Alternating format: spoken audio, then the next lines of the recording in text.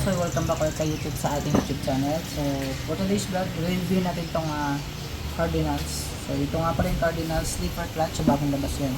Diba mga panalo, meron tayong dito stock, tatlo yung spring. So ito nga pa yung apat yung spring niya. So sa appearance, no, napakaganda ng box ni Cardinals.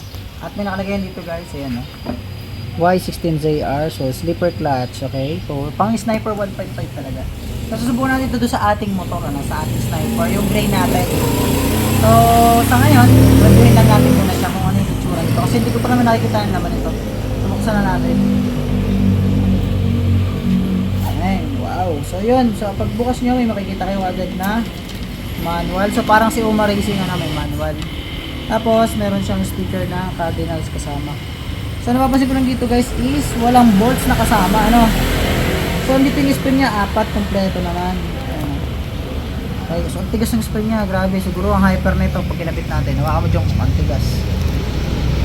Grabe no, ang tigas. Siguro baka lumilipad-lipad na yung motor natin ito.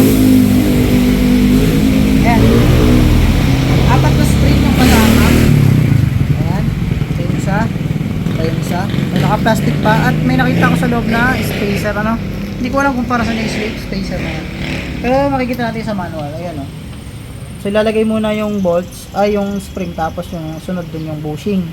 So ito yung spacer, bushing. Nasa loob nito, may buksan natin, pakita natin sa inyo. Baka sabihin nyo yung kaya sasabihin ni, yan, o, may bushing sang kasali. So pag install nito, syempre mauna yung pag nakasalpak na lahat, syempre yung pinakang clutch boss muna, tapos yung plate, sa sliding plate, then lining. As usual naman, sunod dun yung pinakang pressure plate, ano, saka yung clutch lining. Tapos syempre yung clutch outer.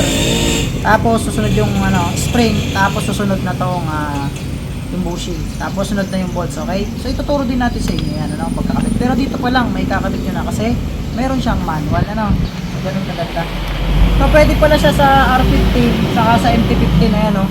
R15 saka MT15. So malamang sa malamang pwede rin to sa Sniper 150. Kasi nga yung sa Sniper 155 nako-convert natin sa Sniper 150. So ito pa kaya, no. Yan, may bushing sang kasama. So pag nagkaras kayo, ingatan nyo matapoy mawala yung bushing. Yan, may bushing sa lagay natin sa loob. Ingatan yung performance ito kung ganda po talaga yung plan natin. At ito syempre, may isa na natin yung mismong sleeper clutch. So ano bang kasama ito? So wala na, ang kapal ng pum. Parang si Uma din, ano. So ito yung kanyang appearance. So yung coating niya mga panalo, para siyang powder coated na matte siya. Ayan, no? Yung kulay niya talaga is steel talaga yung kulay niya. Okay? So mapapansin niyo, ito yung clutch outer niya. Ang ganda, ang bigat, ano? So makapal siya. Ito yung sliding plate niya guys.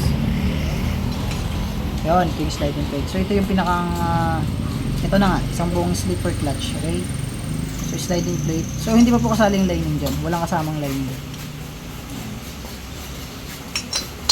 Natin ito. So may pangalan siyang Cardinals dito sa labas. Tapos may nakalagay na sleeper. Tapos Y16 20 2, ayan, mayroon nakalagay na 230 2022. Masama ba yan? May nakalagay pa. Made in Malaysia, syempre. Yan, Cardinals. Shoutout sa Cardinals Philippines, you know. Tapos so dun sa nilalagay natin mga sleeper clutch, may mga arrow. So ito wala siyang arrow, ano, kung mapapansin niyo. Parang Sniper 150 lang. So plug and play lang talaga siya, no? So although mayroon siyang bushing, sundan nyo lang yung nasa manual. So abangan nyo mga panalo, ikakabit natin ito sa ating Sniper 155. At abangan natin yung performance review. So mangyayari muna ito, review muna nung ating item, sinet natin dyan tutorial kung paano isalpak sa motor. At syempre, ang sunod yan, yung testingin natin yung motor natin kung maangat yan, ano? So malamang sa malamang medyo dadamba to kasi napakatigas ng spring niya, no? So ilang turns yan, bilangan natin 1, 2, 3, 4, 5, 6. So 6 turns yung spring niya. So wala kasi ako dito ng mga stock nandun sa baba, sa mga bakalan ko. Hindi natin reviewin kung ilang turns yung stock. So dito, kung mapapansin nyo, apat yung spring niya, no? So sa stock natin sa Sniper is tatlo lang yan. So pag binabit natin ito sa Sniper natin is malamang sa lamang talagang hyper to, hyper sleeper dahil mas matigas siya. So isa pa dito, hindi talaga kasali guys yung lining. So kailangan bumili pa kayo ng lining. At isa pa doon yung tinatawag natin ng bolt. So wala yung bolt guys. Hindi ko alam sa packaging kung hindi na isama. Kasi nawawala yung tornilyo yung apat. So kasi dito sa manual, meron siyang tornilyo. Pero walang problema, madali na maghanap ng tornilyo. Katapat lang yan, mga kahit mga 70 volts, so kaya yung talagang pang stock ng Sniper 150. So ganun lang. So guys, abangan nyo yung review natin dito. At yung, siyempre, installation, then yung pinakatang testing natin siya. Okay? So yun lang, maraming salamat sa Cardinals Philippines. Ayan, Cardinals. Made in Malaysia. So ayun mga panalo, maraming salamat sa ating lahat ng sumusubaybay sa ating YouTube channel. Shoutout nga pala sa bagong owner ng Kanto Cafe at saka sa mga staff ng Kanto Cafe. Saka doon sa amin na Malbite. Sa mga subscriber ko dyan, maraming salamat. At sa mga customer natin, yan, salamat sa inyong suporta. Ayan, Cardinals. Peace.